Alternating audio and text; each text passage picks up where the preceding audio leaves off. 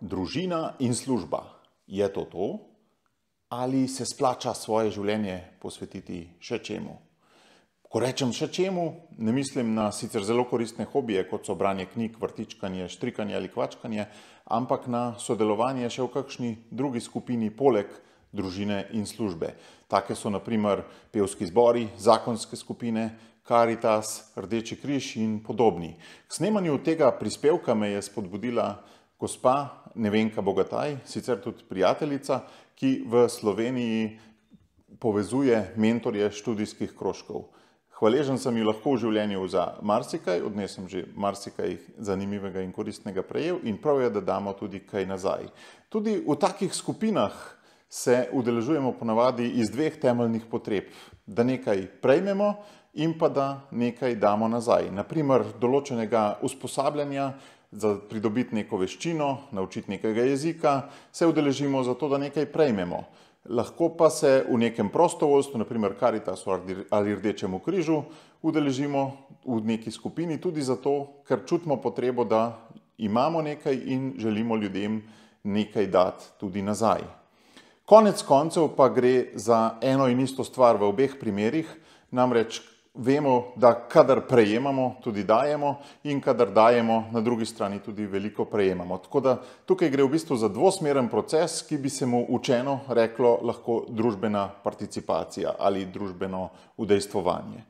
Zdaj, govoril sem z enim Američanom, Američani se dosti selijo in ko se preseli, ponavadi pogleda na tri vidike in sicer na to, kako bo družina situirana v tistem novem kraju, kakšne šole bojo za otroke, kako bo s trgovinami, kakšna bo hiša in podobno. Potem selijo se pogosto zaradi službe, torej služba, in pa tudi, kako se bo v tem novem okolju lahko njegova družina vključevala v skupnost. Kakšne so možnosti tam za vključevanje v skupnost. Od takega vključevanja v skupnost pa seveda dobivata tako posameznik kot tudi družba. Na ravni tega, kaj dobi posameznik, vam najbrž ni treba preveč omenjati. Najpogosteje se omenjajo tri stvari, in sicer nove povezave z drugimi ljudmi, nova znanja in veščine in pa smisel. Če nekoliko bolj razložim, posameznik z vključevanjem v različne skupine pridobi nov socialni kapital, nove povezave, spozna druge ljudi, s katerimi lahko se marsikdaj razvijajo tudi prijateljstva, to so taka ponavadi zelo lepa in dolgotrajna in pristna prijateljstva in iz tega ven se rodi še marsikaj drugega za kakovost naših življenj. Potem absolutno nova znanja in veščine, pogostokrat smo postavljeni v neke situacije, kjer smo prvič, gremo iz cone udobja in imamo nekak ponavad hrbet krit in se iz tega lahko na en zelo zanimiv in prijeten način, včasih pa tudi malo manj prijeten, tudi kaj naučimo. Tretja stvar, smisel, je pa morda še najmočnejša. Velikokrat v kakšnih službah ali pa v kakšnih drugih situacijah nikoli ne najdemo toliko smisla kot ravno z vključevanjem v take skupine. Ne gre to za izražanje nekih talentov, na primer prek pevskega zbora, ne gre to za to, da vidimo nasmeh na kakšnih ustih ali za to, da se spletajo kakšni prijetni odnosi in podobno. Torej, smisel kot tretja stvar, ki jo posameznik v takih skupinah dobi. Mogoče je pa nekoliko manj znano, kaj z vključevanjem posameznikov v take skupine dobi družba. Vedno več ljudi opaža pri svojem delu ali pa tudi sicer prepad med državljani in tistimi, ki odločajo.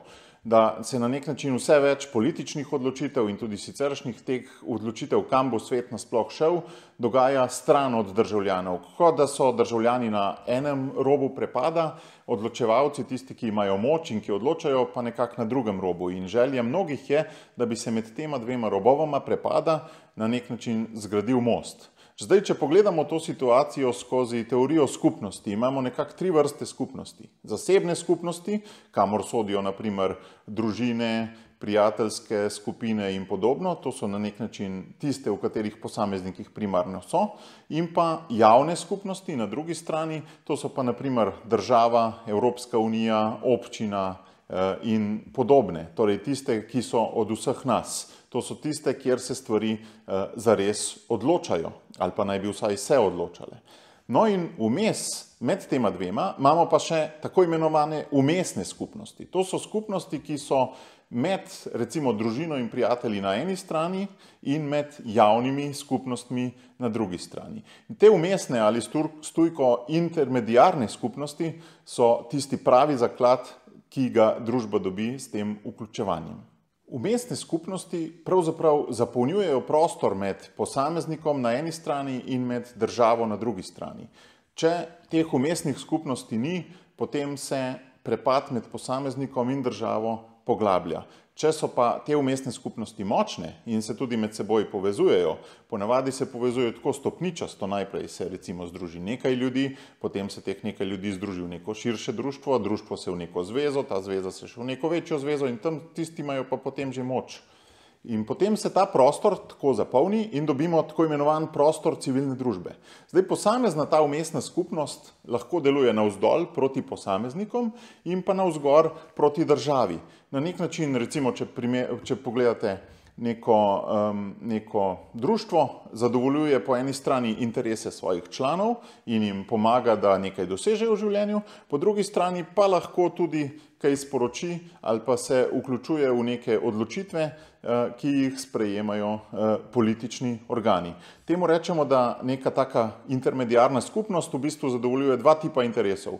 Po eni strani zasebni interes posameznikov, članov in na drugi strani javni interes, torej interes države, občine ali Evropske unije. In ko govorimo o pasivnosti državljank in državljanov, ko govorimo o tem, da velikokrat le nemo opazujemo, kaj se v državi dogaja in nič ne naredimo, ko vidimo, da gredo odločitve ali pa splošna klima v državi v tisto smer, ki jo nekako nismo želeli, ko tudi menimo, da večina je ne želi, takrat se splača to pogledati ravno skozi vidik civilne družbe. Civilna družba je garant demokracije. S tem, ko je garant demokracije, je tudi garant človekovega dostojanstva. Garant tega, da bo vsak posameznik v tej državi v polnosti izkoristil svoje potenciale in prispeval tisto najbolje, kar ima. Zato je močna civilna družba v interesu demokracije in v interesu Slovenije. Kaj zdaj močna civilna družba pomeni? To niso samo močne ta velike nevladne organizacije ali veliko protestov, daleč od tega. Vsak pevski zbor, vsaka zakonska skupina, vsaka skupina treh prostovoljcev, ki nekaj naredi, je tisti začetek civilne družbe in to tisti najpomembnejši začetek civilne družbe. Za vas, večino od vas, ki to poslušate, vem, da ste že aktivni v civilni družbi, ampak pomagati nekomu, da iz stanja pasivnosti stopi v stanje aktivnosti, je tisto največ, kar lahko storimo. In študijski krožki, na primer, so odlična oblika spodbujanja aktivnosti med posamezniki.